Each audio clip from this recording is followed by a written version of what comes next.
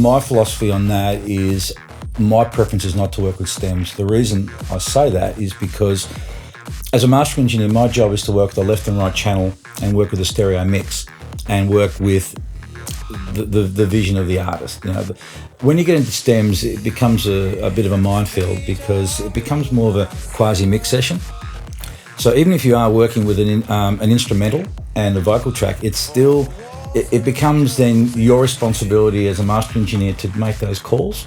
And I don't think that's really, our job. A mix engineer does the mix, works in conjunction with the artist and the producer to create the final mix, and go from there. I don't really want to have that responsibility.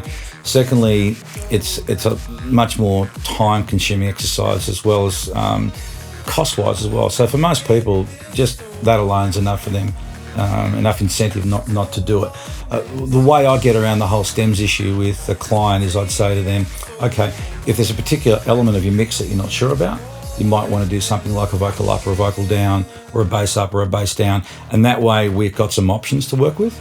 And you might have a scenario where, for example, you can do something creative like you might have two versions of a mix, and you might say, I like the vocal live in the chorus, but I like the vocal up in the verses. And so you can edit them in, and so you can still be a little bit creative and still get the best of both worlds without actually making those decisions in the mix, which, I don't think it's a mastering engineer's job to do.